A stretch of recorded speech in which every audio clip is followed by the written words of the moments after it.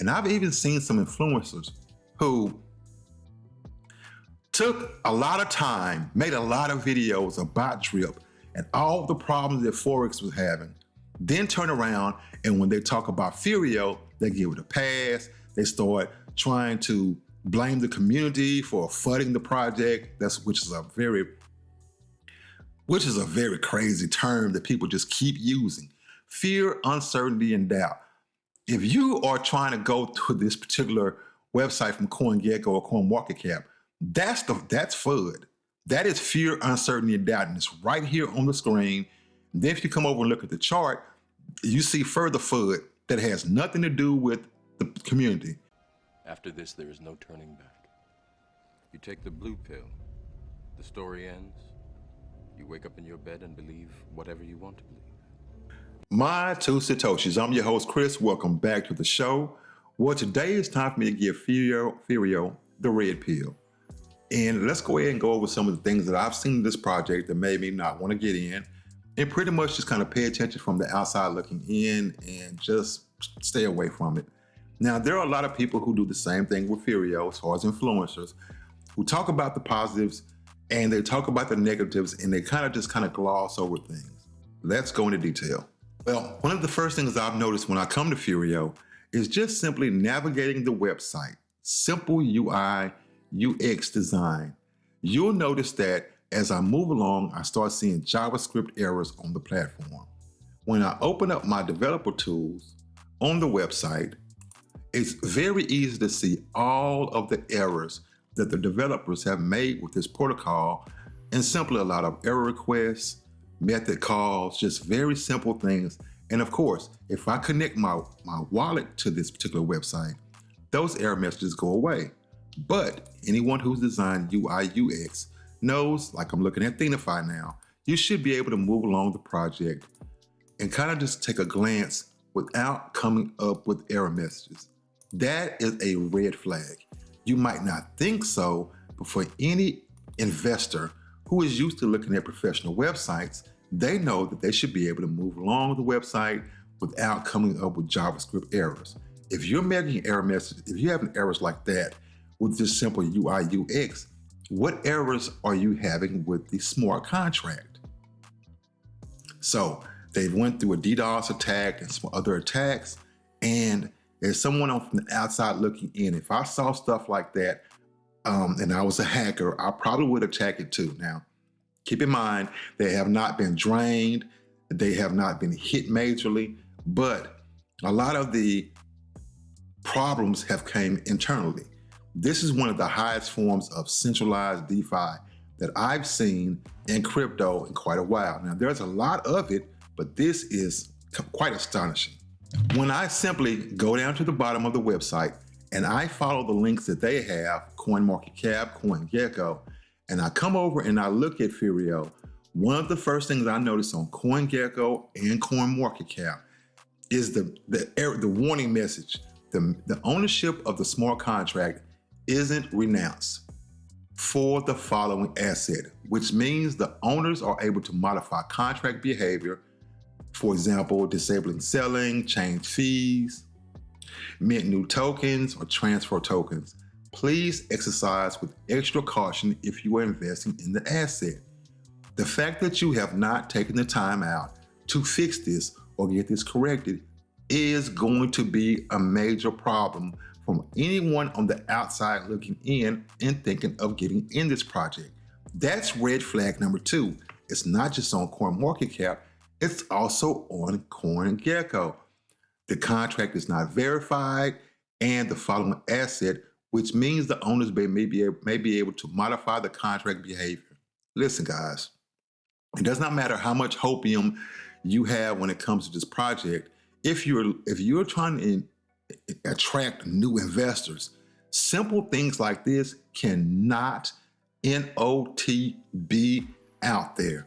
You can't have problems like that with the website and people are able to move around and they're seeing JavaScript errors, and then you go to CoinMarketCap and CoinGecko. That's not going to work. That is not a good look.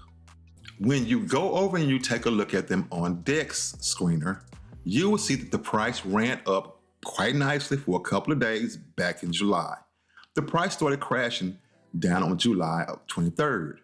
Now let's go over and take a look at the Medium article that came out on the 26th.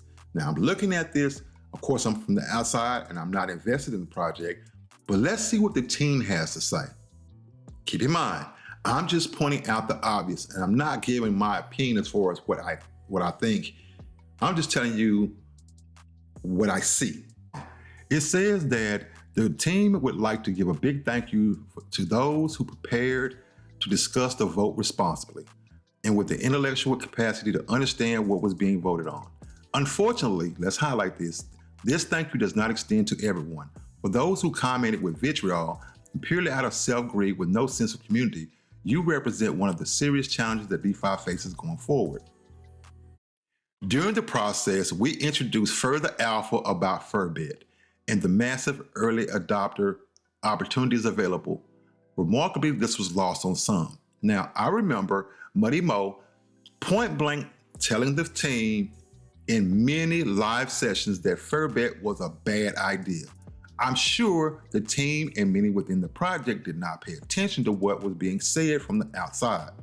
FurBet was a horrible idea from the onset. Anyone in the US knows that we cannot participate in online casinos. This has been stressed over and over again. If you go to any online casinos, there's a big message that's going to say over and over again, if you're in the US, you cannot use this. So why would a team be trying to implement this? Maybe they're not in the US, which makes sense for them to try to implement this. But if you're in the US, then you have to connect with a VPN and use this. That's not a viable option. Now, many people do use VPNs. I know this, but just as far as putting my money in a project or a small contract and trying to even go down this road was just not a good look. It's not a good idea. Whether or not they're still trying to do FurBet, I don't know. I'm not in the project like that, but for those who know, please sound off down below. This was a horrible idea. It's about as bad as Scratchies. Not trying to take shots, just being honest with you. Why people in the crypto community keep trying to do casinos and gambling, I don't know, but please stop. It's a horrible idea. Let's keep moving. They say that the toxic nature of some is putting off new participants. I pointed out to you what's putting off new participants. It has nothing to do with the community. The problems I just pointed out to you earlier in the video are coming from the team. It has nothing to do with the community. And then you're implementing something that has nothing to do with the community. It's a team idea. What we will not accept is any further FUD or unacceptable commentary to others within the community. Those responsible were removed with immediate effect. Now, what you'll notice going on right now in the Telegram group is you have people who are giving ideas and giving their opinion, and they're being booted out of there, and they're just not giving people who are invested in the project a chance to air their dirty grievances. And I've even seen some influencers who took a lot of time, made a lot of videos about Drip and all the problems that Forex was having, then turn around and when they talk about Furio, they give it a pass. They start trying to blame the community for flooding the project. Which is a very crazy term that people just keep using. Fear, uncertainty, and doubt. If you are trying to go to this particular website from CoinGecko or CoinMarketCap, that's FUD. That is fear, uncertainty, and doubt, and it's right here on the screen. And then if you come over and look at the chart, you see further FUD that has nothing to do with the community. When you implement this LMS and drop the price from 10 down to 5 and then from 5 down to 1, you're creating your own fear, uncertainty, and doubt. That's just the truth. So now, going forward, it looks like this particular project is in price discovery. It's currently at 51 cents. And if you put your money in this project at any point when it was up at $20 or $19, and then again at $8, and you've watched the team sell tokens or implement systems to sell tokens and crash the price down on you while you have your money locked in the project, you can't withdraw. They've even changed the withdrawal limits on you so that you can't draw your money out as fast as you used to be able to. They have implemented a whole lot of different things to quote unquote protect the project. I don't think that the goal is to protect the project. I think the goal is to protect the whales and the team so that they could draw money out. If you go back and look at those wallets and look at what happened during these quote unquote implementations, you'll see some quite interesting things. I challenge those who are talking positive and hopium about this project to pull up the wallets like for Furio, just like you did for Drip. That's my challenge for the Furio influencers. Pull up the contract wallets and look and see what happened to the money when all of these red bars you're seeing crash the price down happen. And look at the team wallet and look and see what the team did during those times. Did they sell? Did they take profits? Did they actually pull money out? I see a lot of talk in the Telegram about what they didn't do, but go look for yourself. You did it with Drip. Why not do it with Furio? Going forward, who knows what this particular project is going to be or what it's going to do. But I challenge those who are talking all hopium and calling videos like this FUD, pull up the team wallets. You did it with Forex, you did it with Ray. I challenge you to go look and see what the team did. Who knows what you'll see? I know, but pull it up live on screen like you did with Fury, with Drip. That's my challenge to you. Now, I don't want to make this video too much longer, but I'm probably going to come back with a part 2 because I have a great feeling that my comment section is going to be very interesting. So I will be reading off some of your comments. I will be highlighting you. This has been MyTwoSatoshis on the matter. We're out. You